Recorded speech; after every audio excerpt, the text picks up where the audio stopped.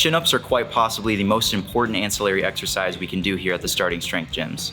But there is a pretty big barrier for entry, that being you have to lift your own body weight right off the bat. Not everybody can just go and start doing chin-ups as soon as they fit into the program, so I have a couple tips for you that can help you progress to a normal body weight chin-up.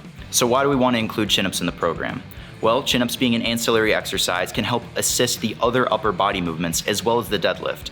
The main focus of the chin-up is going to be the latissimus dorsi muscles, which help keep the bar on your shins during the deadlift, as well as the biceps, which don't receive much work outside the deadlift. Chin-ups can provide an opportunity to do an alternative pulling movement to the deadlift when you aren't able to deadlift 3 times a week, which can take a lot of stress off the body. So if the space for chin-ups is opened up inside your schedule and you're looking to do them, ask yourself the question, am I able to do a 1.5 times body weight deadlift? If the answer is yes, odds are you're able to complete a full body weight chin-up. So let's say you got 1 or 2 chin-ups, but nothing else beyond that point. First tip I have for you is to break up the amount of chin-ups you're doing into several sets across a long period of time. Don't try and burn yourself out doing maybe 3 chin-ups in one set. Maybe you only do 1 chin-up, rest a couple minutes, do another one. Maybe you do 2 chin-ups, rest a couple minutes, do another one. The main goal with this is just to increase the amount of chin-ups you're doing per workout. If you're attempting a chin-up and you can't quite get the full range of motion, meaning chin above the bar, one thing you can do is add a resistance band underneath your leg to help you achieve that full range of motion. Now, we can linearly progress the amount of chin-ups that you're doing over time with using that resistance. The goal here is that we are going to lower the resistance over a long period of time until we get you to that full body weight chin-up. Now, third tip, if you attempt to do a chin-up and you don't budge at all and you're not able to get any movement on the chin-up, one thing we might do is we might put you on the lat pull-down machine.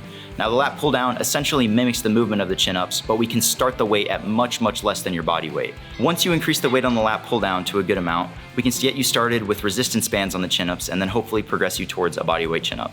So now you're doing full body weight chin-ups. Congratulations. And now you might ask yourself, well, how many chin-ups do I do? Should I start adding weight? All these are valid questions. Being an ancillary lift, you're not actually going to be doing the regular 3 sets of 5 that you might be doing on the squat, the bench, or any of the other lifts. Chin-ups, you should be striving for around 8 to 10 reps, no more than 3 sets. Increase that over a long period of time. Now, if you're unable to do a full set of 3 sets of 8 with your body weight, you can always do 3 sets of 6, and then maybe increase 1 set to 3 sets of 7. The name of the game here is linear progression. And a good guideline is if you're able to do 3 sets of 10 body weight chin-ups, you're probably ready to start adding weight. Now remember, the chin-ups are a very sensitive exercise. Now don't go and throw on a bunch of weight and just try and do as many as you can.